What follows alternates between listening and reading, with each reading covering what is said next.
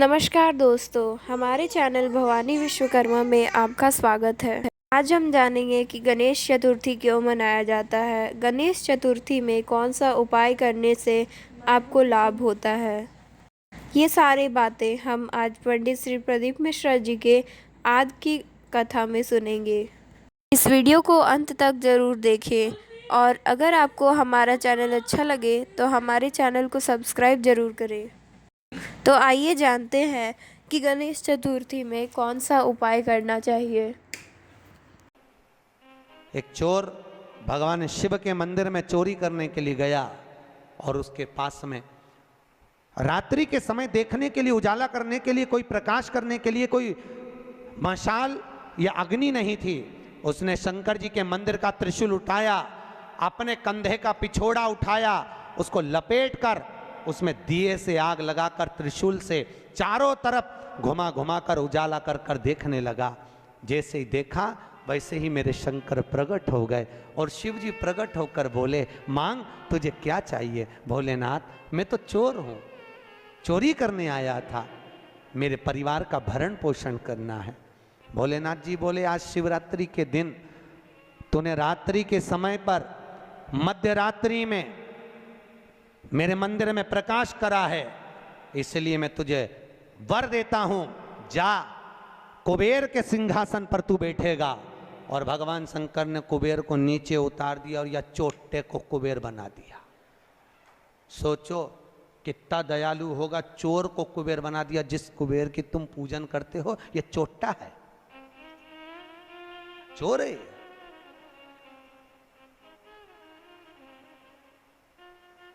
और यही कुबेर जब खूब धनपति बन गया, खूब अपार धन आ गया, तो इसने पूरे 33 करोड़ देवी देवताओं को निमंत्रण करने बुला लिया। आओ साहब हमारे यहाँ आकर भोजन करो। क्यों? सबको दिखाने के लिए हमारे यहाँ का राज सत्ता तो देखो कितनी है। अब वो चोर को कुबेर बना दिया, सबको बुलाया, सबको। और शंकर जी को बुलाना भूल गया। इतने में देवऋषि नारद जी वहीं से आ गए। नारद जी ने कहा, क्या बात है कुबेर जी। कुबेर जी बोले, आज हमारे यहाँ भोजन है, कल आप भी आना, बड़े प्रेम से पाना। नारद जी बोले, हम तो पालेंगे, पर ये तो बता चोट्टे, तेरे को जिसने कुबेर बनाया उसको बुलाया। कि महाराज मैं उसको भूल गया। होता है, दुनिया के लोगों की रीति है। जब व्यक्ति जिसके माध्यम से आगे बढ़ जाता है, बढ़ते चले गया, धनपति हो गया, सब कुछ बना लिया, पर जिसके पूंजी से, जिसके धन से, जिसकी संपदा से, जिसके आशीर्वाद से व्यक्ति आगे बढ़ता है, उसको व्यक्ति भूल जाता है। बस उसी को भूला, उसी को। बाबा कुबेर जी ने कहा मैं तो भूल गया, अब क्या करूं। नारद जी ने कहा जाओ विनती करो। नारद जी ने जैसे ही कहा, कुबेर दौड़ कर गया भोलेनाथ जी के पास में, हर हर। भोलेनाथ जी ने पूछा, बोलो क्या बात है। इतने में कुबेर बोला, प्रभु मेरे से गलती हो गई, मैं आपको निमंत्रण देना भूल गया। शंकर जी बोले, कोई बात नहीं, देखो ये बड़ी बड़ी पार्टियां तो मैं तो वैसे भी अटेंड नहीं करता भैया, इतनी बड़ी बड़ी पार्टी मैं अटेंड नहीं कर सकता, तो कौन अटेंड करेगा। इतने में भगवान भोलेनाथ जी बोले, मेरा जो छोटा बेटा है गणेश, वो अटेंड करेगा। इतने में कुबेर बोला, प्रभु वो इतना सा तो रखा है, क्या खाएगा, इतना तो केना था। शंकर भगवान को हंसी आ गई, इसीलिए तो उसको अटेंड करने भेज रहा हूं, इसीलिए उसको भेज, वो क्या खाएगा। बाबा भोलेनाथ जी बोले, अब तो इस समय बताएगा कितना खाता है। कार्तिकेय जी को गुस्सा आ गया। कार्तिकेय जी ने अंदर माता पार्वती से कहा, माँ माँ। माता पार्वती जी ने पूछा, क्या बात है माँ, घर का बड़ा बेटा कौन है। भगवान पार्वती जी ने कहा, कार्तिकेय तू। जब बड़ा बेटा मैं हूं तो सबसे पहले पार्टी अटेंड करने का हक किसका, तेरा।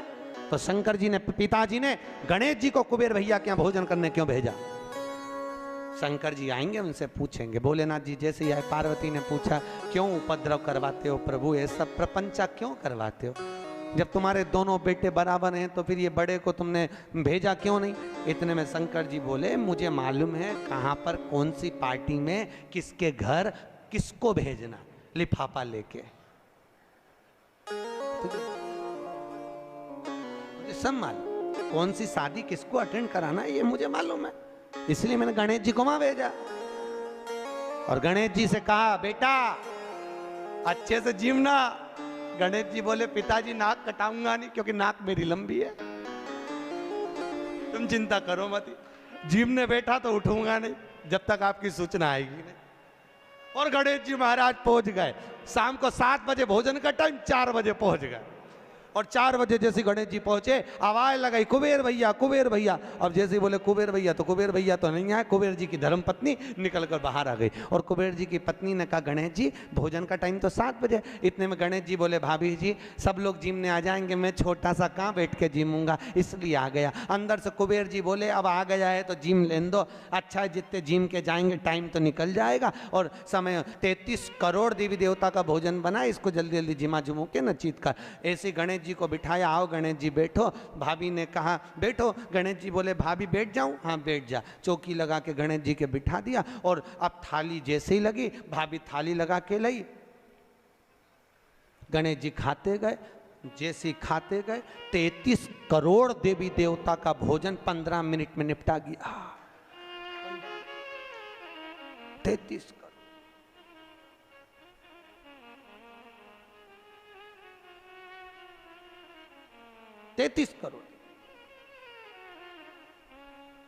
अब 33 करोड़ देवी देवता का भोजन जब 15 मिनट में निपटा, सारा भोजन खत्म। गणेश जी आवाज लगाए, भाभी और लिया। भाभी गई तो चने की दाल की बोरी, चावल की बोरी, आटे की बोरी, सूखी सूखी धरी आई। वो सूखा सूखा ही खा गया। घर का जितना माल था, दुकान का जितना माल, भंडारे का जितना माल, सब खा गया। इतने में कुबेर जी की पत्नी दौड़ती दौड़ती गई, स्वामी स्वामी। स्वामी जी बोले, क्या हो गया? कुबेर जी बोले, हुआ क्या कि वो सब खा गया। कि कौन? तो कि वो गणेश। तो कि वो तो इतना सा था। तो वो इतना सा तो है पर तोन जोरदार है, सब खा गया। इतने में कुबेर जी नारद जी के पास पहुंचे। तो नारद जी तो आनंद में लगे हुए थे, खूब अलमस्ती। नारद तो नारद, वो तो अलमस्ती में। श्रीमन्नारायण श्रीमन्नारायण श्रीमन्नारायण।